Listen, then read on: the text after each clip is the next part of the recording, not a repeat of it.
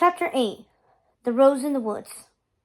"I don't know where to begin, my boy," said Mrs. Potts, as she took a sip of her black tea flavored with vanilla, almond, and just the slightest splash of brandy. She and Gaston were still in her sitting room in comfortable chairs facing the modest fireplace, its mantel covered with little framed portraits of all her children among her collection of pretty teacups. Between the chairs was a small round table with a pot of tea, 2 cups, and a plate with 2 chocolate and fruit tarts a kitchen maid had brought in for them. Gaston was eager for Mrs. Potts to tell him her story, and he was doing his best not to push her.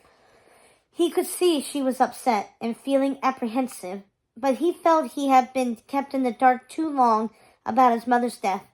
In the days after his father died, he wanted to ask her, but he couldn't bring himself to. He felt lost and alone in those days, even though he was surrounded by people who loved him. He had been a ghost drifting from one place to another at the prince's whim, and by the time the prince left, he didn't seem to matter anymore now that Gaston's father died before he was able to share his secrets. All that mattered was that Gaston broke his promise to his father, but all those old feelings were starting to bubble up again, and he wanted to know the truth. "Please, Mrs. Potts, just tell me about the night my mother died." Gaston wasn't trying to be rude. That's the last thing he would want. He loved this woman, but he was starting to feel angry and frightened because he knew there was something they had all been keeping from him. And now that he was finally about to learn the truth, he was afraid it would change his life. He wasn't sure if he was ready. "But there is so much more to the story, my boy. So much more involved. It's not just about the night your mother died. It's not just how she was killed. It's also about the love the queen had for your mother and how much your mother loved her. They were absolutely devoted to each other, Gaston, like siblings. They were like you and the prince. When they discovered they were both expecting children around the same time, the queen insisted you be cared for in the castle nursery. She wanted you and the prince to grow up together, thinking of each other as brothers. And so we did, even closer than most brothers. She got her wish," said Gaston. "And why do you think the king and queen are never at home? Why do you think the queen built such a magnificent memorial to your mother when she died? She did it because she felt responsible for your mother's death." Mrs. Potts took another sip of her tea and continued. "It wasn't the queen's fault, of course. At least, I didn't think so. But the queen blamed herself nevertheless, and I think there was a place in your father's heart that blamed her too. You had only been born a few months before, but your mother was back to work attending the queen during her confinement. Stories of the beasts of Jean Venon were sweeping the kingdom, and everyone was afraid to go out at night lest they be attacked or eaten by the beast. There had been several deaths at this point, and your father, along with a group of other hunters, including the king, were doing their best to put an end to the beast's reign of terror, which dominated everyone's nightmares." Mrs. Potts paused, gaze drifting away, as if she was imagining those days, lost in her thoughts with the emotions welling up inside her as she told Gaston the story. "The queen was in distress throughout her confinement, making your mother fearful for her and for the baby. The queen was overwrought, worried about what might befall the king while hunting the beast of Jean Venon, and your mother was always close at hand in the days leading up to the prince's birth, so she might comfort and calm the queen. And the queen wasn't the only person who was terrified. We all were. Your mother was in anguish, worried for the queen, and also in constant fear something horrible would happen to your father. But she didn't confide this to the queen. On the contrary, she was like stone, like marble, unbreakable and strong, at least while she was in the company of the queen. But afterward, after the queen fell asleep, she would come down and visit me, and in a great gush she would say all the things she had to keep bottled up inside, all the fear building within her to the point of bursting. Every night your father hunted the beast. She worried he wouldn't survive the night, and she dreaded the day he didn't come back to her. That must have been exhausting for her, said Gaston, trying to paint a picture in his mind of his mother, but all he could conjure was the statue that stood in front of her eternal resting place spot, as if she were made of stone, just as Mrs. Potts described, strong and unbreakable. It was horrible, but your mother was a strong woman and did her best to support the Queen, even though there were times when she wanted nothing more than to cry, and that is what she did. Sometimes for hours after the Queen fell asleep, your mother would collapse in my arms and sob. I wanted to tell her everything would be okay, but of course none of us knew if it would. So I just held her and let her know she could count on me, whatever befell us. One morning, your father hadn't come to the servants' hall for his breakfast, as was his custom while your mother was sleeping in the castle. We were all worried, none more so than your mother, who seemed unwell. Her nerves were frayed, and she looked as if she hadn't slept for days, never mind having just given birth to you not long before. The Queen insisted Rose go to the cottage to check on your father and to rest. We both insisted, in fact.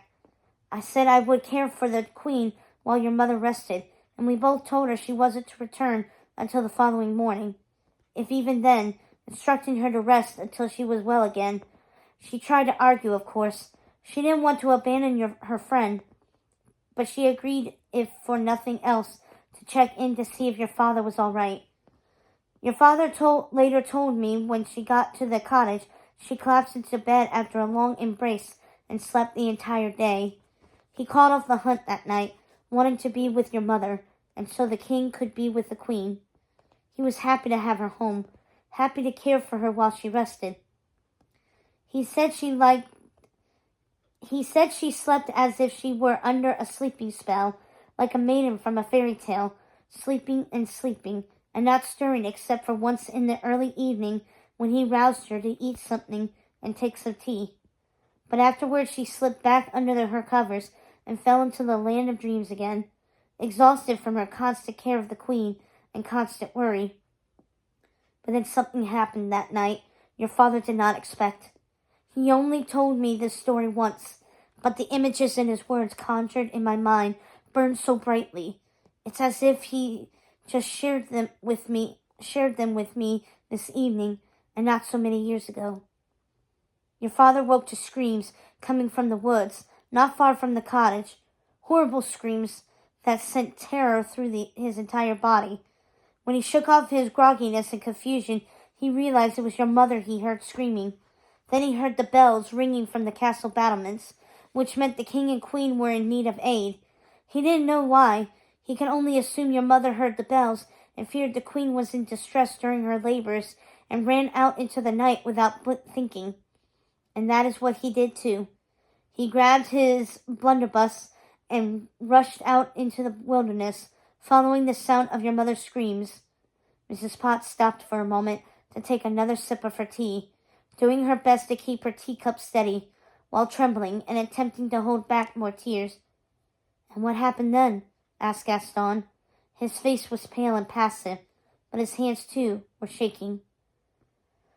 I don't know if I can continue, my dear. I'm sure you can imagine the rest, she said, casting her eyes down. Nothing could be worse than my imaginings. You forget, I saw my father being attacked by that damnable wolf. It's worse than anything you could imagine, my boy. It was so horrible, your father could hardly speak of it. I will only say your mother was still screaming while the monster devoured her. There was no way she would have survived, even if your father had been able to lure the beast away. It's too horrible to think of, my dear. Just too gruesome. To imagine the terror and pain your poor mother suffered in her last moments, and to know your father saw it happen. He did the only thing he could and put an end to her suffering, after which he fell to his knees, sobbing, saying again and again how sorry he was, without a care for his own life, or without even noticing the beast was advancing on him as he mourned your mother. Nothing but grief existed for him in that moment. It didn't matter to him if the monster lunged at him, clawing at his face. Your father felt it was right that he should die. He wanted to be with your mother.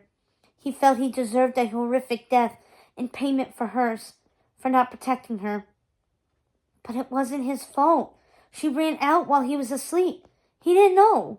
Gaston's stomach and chest were clutched in grief and horror. He had no idea his father suffered this. His body felt weak and seized with pain.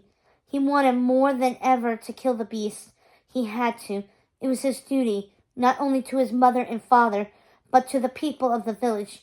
He wouldn't let any of them suffer this same pain, this loss and grief, this horror, not ever. I know, my dearest one, but in moments of grief, we sometimes blame ourselves, and in moments of panic, we do not think, which is why I never blamed the queen for ordering the bells to be rung. He could tell she was worried he would blame the queen. And why shouldn't he? She was to blame. His anxiety and anger was becoming a violent torrent, attacking him from the inside. His hands were shaking, and he was doing his best not to cry, but he felt if he held it inside any longer, he might explode. She knew the beast was out there. How could she put my mother in danger like that? She knew if my mother heard those bells, she would come, he said, hardly able to breathe, the pain in his chest so tight. Perhaps. But just as your mother didn't think before she ran out into the dangerous night, the queen was not thinking of the monster looking there. She was in danger of losing her child, Gaston, and she wanted her friend to be at her side. That is all she thought of in that moment of desperation and fear. Gaston saw truth in this. He wished it had been different, but he understood. He, too, had made a choice that killed someone he loved. Who was he to blame the queen for calling out to her sister in the throes of pain and fear of losing her child? Perhaps the anger he had felt toward the queen was really anger and disappointment toward himself. He didn't know. How did my father escape the beast? He asked, trying to banish the gruesome images of his mother, trying to forget what his father believed would be his last moments. Why must his life be so tied to this creature? Some of the other outdoor staff heard your mother's screams and came out to help. When they saw the beast attacking your father, they shot at it, giving your father a chance to escape. The creature staggered back, giving your father a chance to grab his blunderbuss and shoot it square in the chest. Everyone was sure it was killing a blow, but the beast escaped into the woods. It was a bloody business, my dear, a bloody business. The queen was devastated, and your father didn't know whom he blamed more, himself or the queen. Mrs. Potts squeezed Gaston's hand tenderly and looked at him with sad eyes. He truly loved this woman, and was so thankful he had her. She was the only person in his life who was like a mother to him. He didn't know what he would do without her. Is that why my father preferred to spend his time in his cottage? But surely he didn't think you blamed him. Gaston hated the idea of his father blaming himself. To think all those nights, when his father looked at the night sky in silent melancholy, he felt responsible for his own wife's death. It was heartbreaking. No, my dear, none of us blamed him, and we understood why he obsessively hunted the woods, and why the king and queen were rarely at home. The queen loves that you and the prince are like brothers. It's what she and your mother wished for most, but it hurts her too much to see you together. It makes her miss her friend even more, and she can't bear that she took your mother from you. She didn't take my mother from me. The beast did, and I will kill it, Mrs. Potts. I swear I will. My darling boy, please don't walk your father's path. Don't dedicate your life to vengeance. This sort of suffering is far too terrible for someone so young. She stood up and took his face in her hands. Please, my boy, promise me. I so wish you would choose happiness. I cannot choose our fates. We cannot choose our fates, Mrs. Potts, he said, startled by her talk of happiness, wondering if it was even possible. So it is your fate to drown in maelstrom of grief and vengeance? Don't lose your life hunting this beast, my dear one. If you did, I don't think I could ever stop crying." She was on the verge of more tears. "I don't intend to, Mrs. Potts. I am glad my papa didn't tell me his story. I can't bear the idea of him having to relive it, or seeing the pain in his face in the telling of it. Thank you for being honest with me, Mrs. Potts, and please don't fret. I promise I will be okay." He took her in his arms. She felt so small to him now, so tiny, someone to be protected. It was up to him to protect her now, to protect them all. "It's time you stopped trying to look out for me, Mrs. Potts, and let me look after you. After all of you," he said, stepping back and feeling thankful he had someone who loved him so much. "I will always look out for you, Gaston. Always." "You're my sweet boy," she said, crying again. "And you don't blame the prince?" "For my father's death? I did for a long time. But we were both young and foolish, Mrs. Potts. I don't know if I blame anyone anymore." He was not entirely sure if that was true. There was a part of him that still faulted the prince and himself, but he was now saving his rage and grief for the beast. "I meant for your mother's," she said, taking a shaky sip of tea. "Of course not. Why would I blame him for my mother's death? And I don't blame the queen, not really. My parents are dead because a vile beast attacked them. I am proud of the man you're becoming, Gaston. But don't you think I will ever stop seeing you as my darling boy? And you must promise me you will put an end to hunting this beast." "I don't make promises I can't keep, Mrs. Potts. Not anymore."